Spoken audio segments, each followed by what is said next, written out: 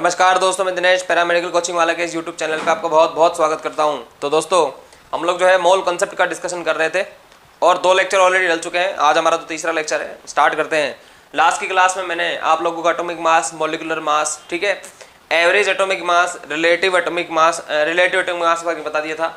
इसके अलावा हम लोगों ने ये भी डिस्कस किया था कि परसेंटेज कैसे निकालते हैं, मोलर मास में मॉलिक्यूलर मास में क्या फ़र्क है, ये सब हम लोगों ने डिस्कस कर लिया था, है ना। ठीक है, एक क्वेश्चन भी मैंने लास्ट क्लास में करवाया था। चलिए, इसके अलावा हम लोग आज का जो टॉपिक है वो क्या स्टार्ट करते हैं। देखिए, आज का जो टॉपिक है उसका नाम क्या है,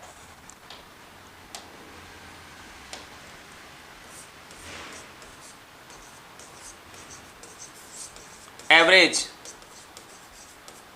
एटॉमिक मास। टॉपिक का नाम क्या है, एवरेज एटॉमिक मास। ठीक है, क्या होता है इसके अंदर, होता क्या है कि नेचर के अंदर जो होते हैं,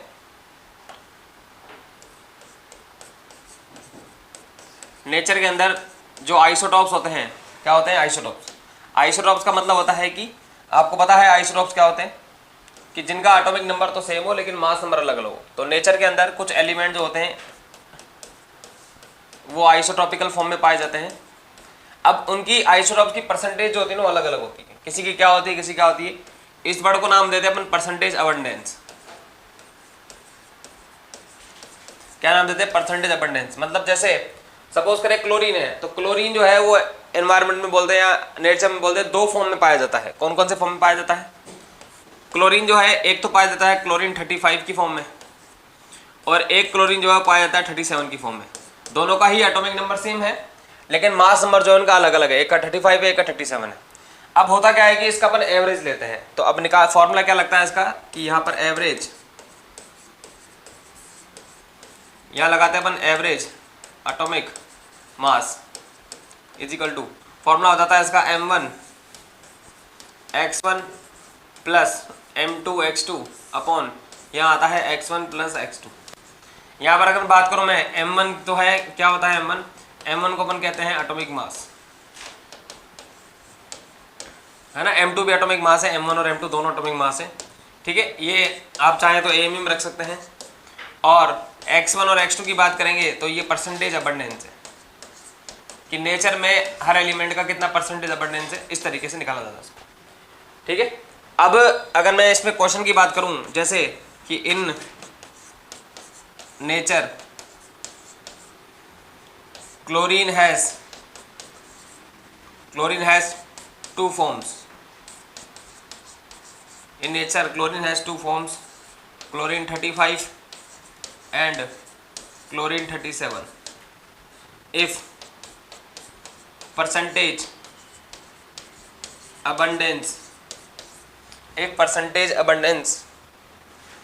of chlorine 35 and chlorine 37 are 75% and 25%, find average atomic मास। ठीक है, ये क्वेश्चन है कि नेचर के अंदर क्लोरीन 2 फॉर्म में पाया जाता है। एक फॉर्म जो है उसको अपन कहते हैं क्लोरीन 35 और दूसरी जो फॉर्म है उसको अपन कहते हैं क्लोरीन 37। आगे कहता है कि परसेंटेज अबंडेंस जो है इनकी वो 75% है। अब ऑब्वियस सी बात है, एक का परसेंटेज दे दिया, एक का नहीं भी दिया, तो हम लोग है ना 100 में से माइनस कर देंगे। तो ठीक है, तो 35 और 37 है। आपसे पूछ रहा है कि इनका एवरेज एटॉमिक मास क्या होगा। बात समझ में आ रही है। अब है ना, फॉर्मूला मैंने लिख ही दिया कि फॉर्मूला है एवरेज एटॉमिक मास का m1 x1, है ना। अब अगर मैं बात करूं क्लोरीन 35 और क्लोरीन 37 में, इसके m1 की बात करूंगा तो हो जाएगा 35 AMU। ठीक है, इनटू कितना परसेंटेज है नेचर में इसका, 75%, फिर प्लस 37 इंटू 25 अपॉन, यहाँ आ जाएगा मेरे पास, ये AMU 37 के साथ ध्यान रखिएगा, 75 प्लस क्या आएगा 25। ठीक है, तो यहाँ आ जाएगा 35 इंटू यहाँ कितना आएगा 75 प्लस इधर बच जाएगा 37 इंटू 25 और अपॉन ये हो जाएगा कितना 100। जब अपन इसको सॉल्व करते हैं तो ये आता है 35.5 AMU। ठीक है, इसलिए क्लोरीन का अपन 35.5 रखते हैं, क्योंकि क्लोरीन जो है वो नेचर के अंदर दो फॉर्म में पाया जाता है, इसलिए क्लोरीन का एवरेज एटॉमिक मास जो होता है वो 35.5 होता है। तो हमारे पास कुछ टर्म्स ऐसी हो गई, एक थी एटॉमिक मास, एक थी मॉलिकुलर मास, फिर आया मोलर मास, इसके अलावा एवरेज एटॉमिक मास, रिलेटिव एटॉमिक मास, सभी के बारे में डिटेल में बात कर ली है। ठीक है, बात समझ में आ रही है। अब जो है हमारा टॉपिक है वो नेक्स्ट क्या रहेगा, चलिए नेक्स्ट टॉपिक जो है स्टार्ट करते हैं हम लोग, वो क्या है, अगला टॉपिक जो है हम लोग स्टार्ट करते हैं कि किस तरीके से, टॉपिक है मोल।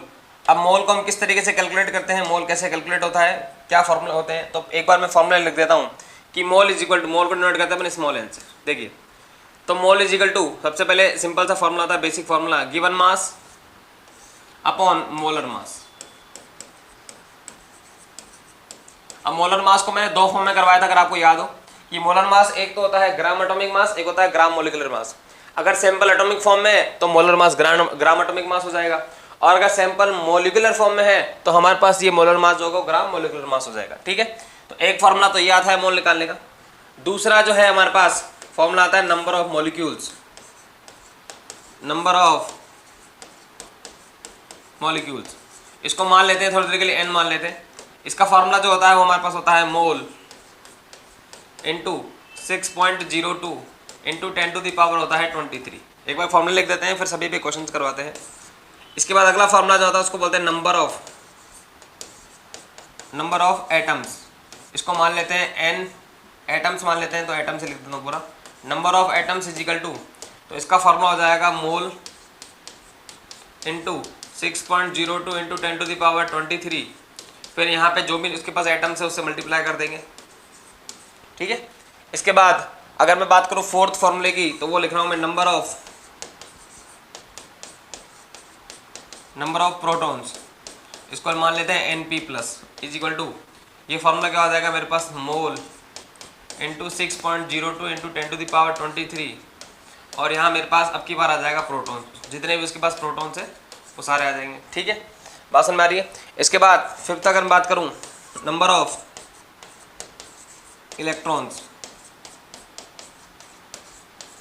नंबर ऑफ इलेक्ट्रॉन्स को मान लेते हैं n इलेक्ट्रॉन्स, ये हो जाएगा मेरे पास क्या, mole into 6.02 into 10 to the power 23, यहाँ पे मेरे पास क्या आ जाएगा, इलेक्ट्रॉन्स। ठीक है, ऐसे ही अगर जो भी कुछ भी निकालना है उसको आगे मल्टीप्लाई करते हुए चलेंगे। अब देखते हैं इसमें कैसे कैसे, अच्छा एक और फॉर्मूला लग देता हूँ कि सिक्स्थ एसटीपी पर, एसटीपी या एनटीपी पर मोल निकालने का फॉर्मूला क्या होता है। अच्छा एक बात याद रखिएगा, एसटीपी और एनटीपी जो है वो केवल वैलिड है किसके लिए, गैस के लिए। गैस होती है उनके लिए अपन एसटीपी या एनटीपी वर्ड यूज करते हैं। तो एसटीपी पर मोल निकालने का फॉर्मूला होता है V/22.4, यह आता है लीटर। या याद रखिएगा मोल यहाँ से गैस का ही आएगा, वॉल्यूम यहाँ पर गैस का ही होगा। ठीक है, 22.4 ये लीटर में, ये भी ध्यान रखिएगा। तो ये फॉर्मूला है, इन सब पे कैसे कैसे क्वेश्चन बनते हैं देखते हैं। कि मान लेते हैं हमारे पास दे रखा है, पहला क्वेश्चन हमारे पास दे रखा है कि 1 gram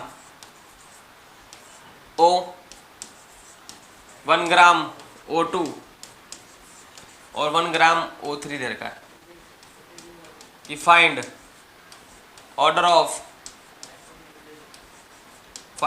of number of atoms. आपसे कहा गया है कि आपके पास 1 ग्राम O है, 1 ग्राम O2 है और 1 ग्राम O3 है। आपको ऑर्डर निकालना है नंबर ऑफ एटम्स का। कहने का मतलब है जैसे अगर ऑप्शन की अगर बात करें तो इस तरीके के ऑप्शन होंगे, ऑक्सीजन में सबसे ज़्यादा, फिर O2 में, फिर O3 में, ऐसे ऑप्शन होंगे। और ऑक्सीजन में सबसे कम, फिर O2 में सबसे ज़्यादा, फिर O3 में और भी ज़्यादा। सी ऑप्शन होंगे कि तीनों के अंदर नंबर ऑफ एटम्स होंगे वो इक्वल होंगे। और फोर्थ में लगा देता हूँ कि O और O2 में इक्वल होंगे और O3 में ज़्यादा होंगे। ठीक है, अब ऐसे क्वेश्चन को करने के लिए हम लोग क्या करेंगे, सबसे पहले पहली प्रायोरिटी होगी हमारी मोल निकालने की।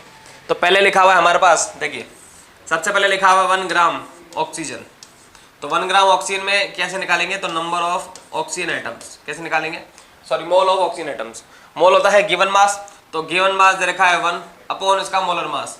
अब हमारा जो सैंपल है वो किस फॉर्म में है, मोलर मास किसका आएगा, सैंपल हमारा किस फॉर्म में बताइए, सैंपल हमारा फॉर्म है एटॉमिक फॉर्म में। अगर एटॉमिक फॉर्म में सैंपल है तो हम मोलर मास को क्या वर्ड यूज करेंगे, ग्राम एटॉमिक मास। और ऑक्सीजन का ग्राम एटॉमिक मास कितना होता है, 16। बात समझ आ रही है। ठीक है, अब हम निकाल रहे हैं 1 ग्राम O2 के अंदर निकाल रहे हैं तो मोल ऑफ O2 आएगा आपकी बार, वही गिवन मास अपॉन, अब की बार मेरा जो सैंपल है वो मॉलिक्यूलर फॉर्म में, तो मोलर मास जो होगा वो ग्राम मॉलिक्यूलर मास बन जाएगा। कितना होगा ग्राम मॉलिक्यूलर मास? 32।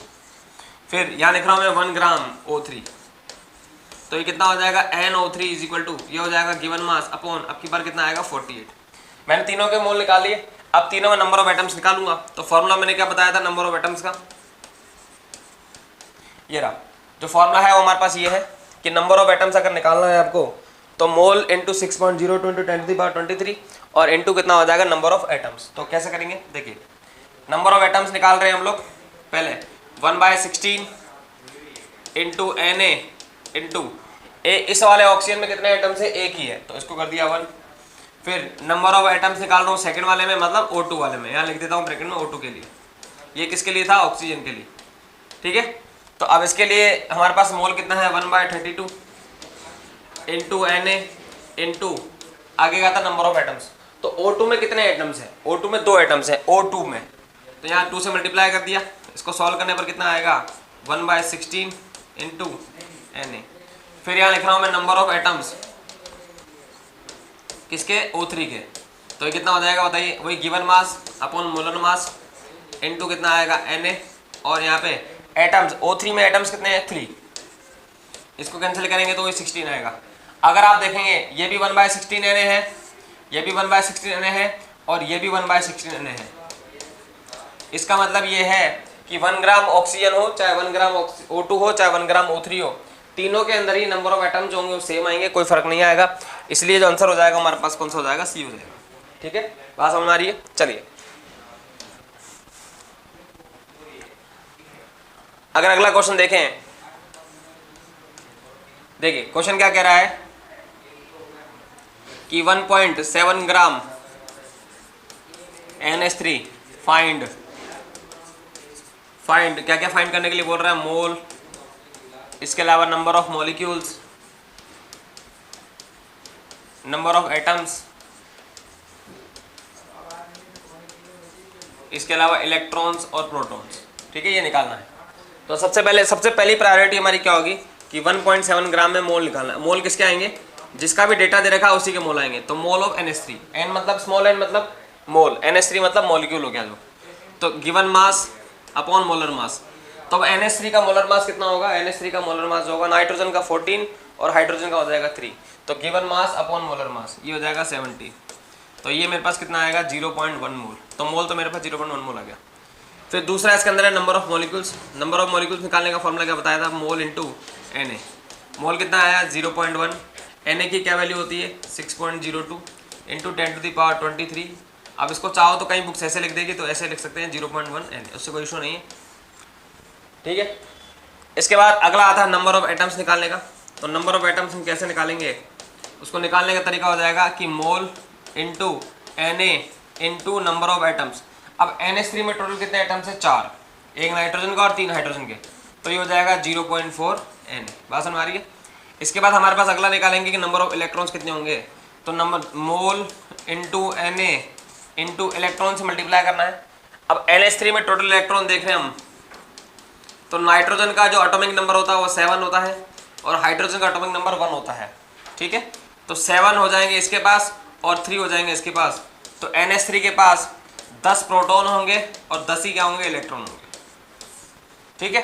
तो यहाँ पे मैंने इलेक्ट्रॉन निकालने के लिए 10 से मल्टीप्लाई कर दिया, तो ये मेरे पास किसके बराबर हो जाएगा? Na के बराबर हो जाएगा। ऐसे ही अगर मुझे नंबर ऑफ प्रोटॉन्स निकालना है तो कितना हो जाएगा 0.1 इंटू Na इंटू प्रोटॉन से मल्टीप्लाई करूंगा तो ये मेरे पास कितना आ जाएगा 1 Na या फिर Na, ठीक है।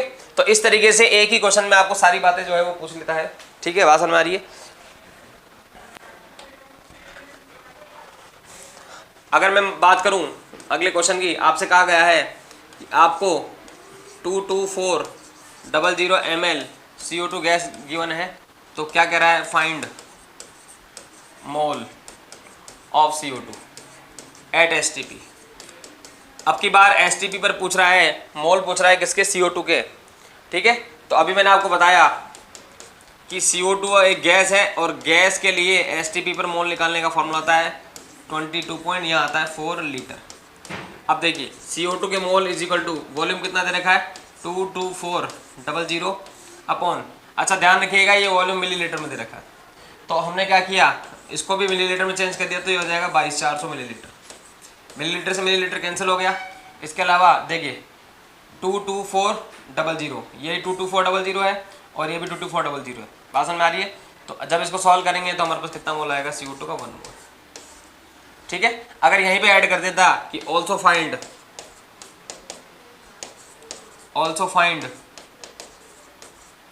वेट ऑफ CO2, ये कह देता है कि CO2 का वेट भी निकालो, तो कुछ नहीं करना है आपको, जो भी आपके पास CO2 के मोल है, कितना मोल आया, 1 मोल। अब मोल क्या होता है, given mass upon molar mass is equal to कितना हो जाएगा 1।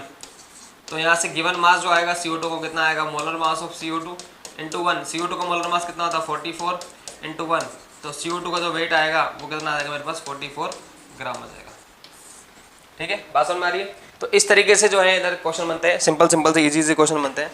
ठीक है, अब है ना, इनको हम ये जो मोल जो लिखा हुआ है, ये जो मॉलिक्यूल्स निकाले, इसको हम कैसे स्टेब्लिश करेंगे क्वेश्चंस के अंदर। ये तो इजी से क्वेश्चन दे ताकि आपकी प्रैक्टिस बनी रहे, लेकिन एग्जाम में इतने इजी क्वेश्चन नहीं आते, एग्जाम में थोड़ा सा मॉडिफिकेशन आता है।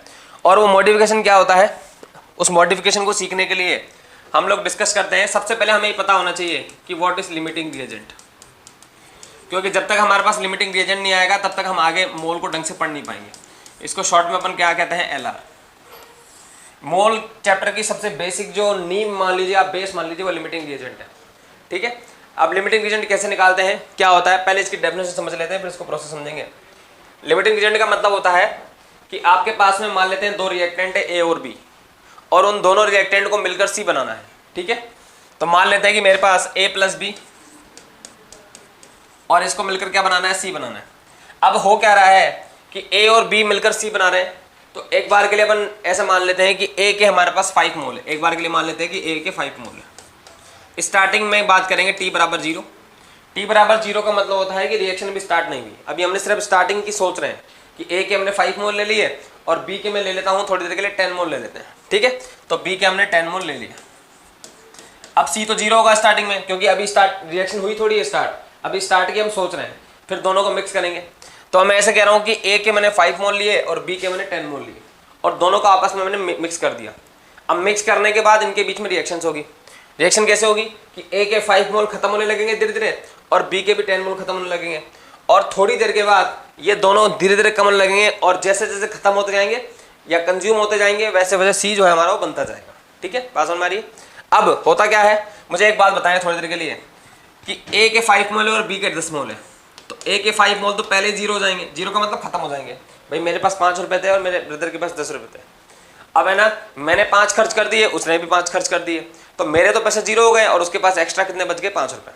तो मेरे पास तो हो गए A के जो मोल है वो 0 हो गए, और B के जो है वो कितने मोल खर्च हो जाएंगे, 5 मोल कंज्यूम हो जाएंगे। तो इसके अभी भी कितने रिमेनिंग रहेंगे, 5। ठीक है, अब आप देखेंगे A 0 हो गया, और क्वेश्चन के अकॉर्डिंग A और B मिलकर C बना रहे थे, A और B आपस में मिक्स होकर C बना रहे थे। अब प्रॉब्लम ये हो गई कि A जो हो गया वो 0 हो गया। अब अगर A ही 0 हो गया तो A के 0 होने से C नहीं बन पाएगा, क्योंकि A और B मिक्स होकर C बना रहे थे। लेकिन अगर आपने इक्वेशन में A ही 0 कर दिया तो 100% C नहीं बनेगा। ठीक है, तो इसका मतलब है C का बनने की जो रेट बोल लीजिए, या C कितना बनेगा या कितना मोल बनेगा, तो उसका डिसाइडिंग फैक्टर A है ना कि B। अब B के चाहे 50 मोल भी होते हैं तो भी 5 मोल ही खर्च करता है, क्योंकि A है ही 5 मोल। बात समझ आ रही है। तो इसी को बोलते हैं लिमिटिंग रिएजेंट। तो लिमिटिंग रिएजेंट का मतलब है क्या कि जो किसी रिएक्शन में सबसे पहले कंज्यूम हो जाए, क्या हो जाए, जो लिमिटिंग रिएजेंट होता है वो क्या होता है, बेसिकली कोई भी रिएक्शन के अंदर, कोई भी रिएक्शन है